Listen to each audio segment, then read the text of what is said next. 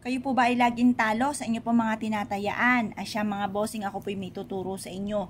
Para instead na kayo po ay laging talo, ay puro panalo naman ang inyong makakamtan matapos nyo po itong gawin. Basta kapag kayo gumawa ng ganito, kayo po ay may 100% na paniniwala. Ganito lamang po ang gagawin po ninyo mga bossing ko sa ati pong bawang. Ito po mga bossing ko, ay kumuha ka ng mga ilang piraso na butil ng bawang. Or kung marami-rami kang bawang, ay didami-damihan nyo ng mga bossing. Pitpitin nyo po ito mga bossing, durugin nyo itong mabuti. At kayo po habang pinipitpit nyo ito ay nakaharap ka sa mga gawing silangan. Ito po mga bossing ko ay paulit-ulit ka nagwi-wish na sa pamamagitan nito, ako ay mananalo na ng malaking halagang pera. Makakamit ko na lahat ang aking mga pinapangarap. Pwede ka mag-wish ng ganon, basta ikaw ay naniniwala sa ginagawa ninyo para gumana ang inyong law of attraction. Kasi kung ikaw po hindi naniniwala at ikaw po ay kumbaga bahala na si Batman, ay nako mahirap po yun. Tapos lalo-lalo na kung ikaw po ay lagi na nagdaing ng daing. Nako mga bossing, kung ikay daing ng daing, kadaing-daing nga po mga magaganap. Kaya mas mainam, instant na ikay daing ng daing, nako positive ka lamang mga bossing. Ngayon pa mga bossing, ang gagawin nyo lamang, pitpitin nyo po itong magaling. Pag ito yung napitpit nyo na, kahit isang butil or kaya isang buo, kung marami kayong bawang, ito po mga bossing ko, ihahaplos po ninyo sa may pintuan po ninyo. Makakatulong po ito upang sa ganon, instead na ikaw ay malasin, ay puro swerte ang darating po sa inyo. Ngayon pa mga bossing, kung kayo po ay naniniwala at nais po itong gawin, subukan nyo na po itong gawin at ito po ay makakatulong sa inyo para instead na panay kamalasan ay puro swerte naman ang dumating at ikaw ay makapanalo ng malaking halagang pera or lagi kang i-adya ko sa lagi kisuswertihin. Kasi syempre hindi lang naman sa pagtama, ikaw po ay maaaring magkapera ka rin sa pagninegosyo or kaya po ay kung ikaw ay naghahanap ng trabaho or kaya mapalocal or abroad, pwede ka swertihin sa pamamagitan nito. Kasi mga bossing madalas din kaya minamalas, maaaring may mga kumapit na kamalasan sa inyo.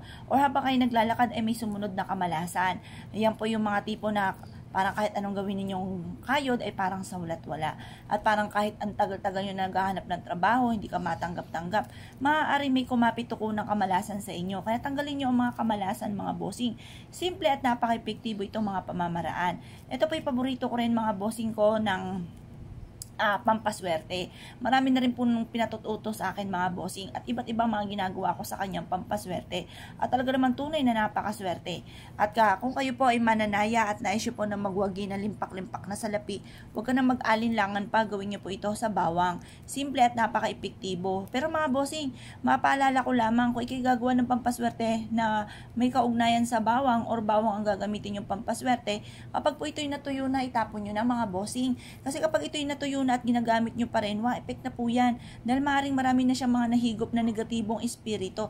Kaya katagalan hindi na tumatalab kasi nga po natuyo na. Mas may na mga bossing ko ay laging fresh yung ating bawang. Kaya lagi nyo bubusisiin kasi minsan akala mo buo siyang ganyan pero pag pinisil nyo po siya ay napakalambot na. Ibig sabihin po yun ay tuyo na ang bawang.